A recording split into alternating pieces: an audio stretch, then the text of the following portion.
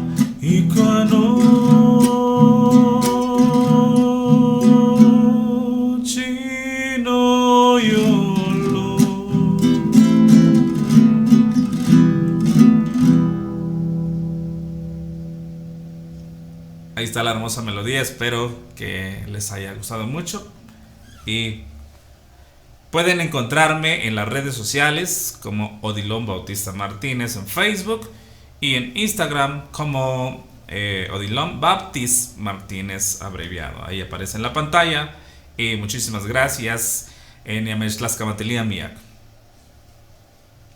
Adiós.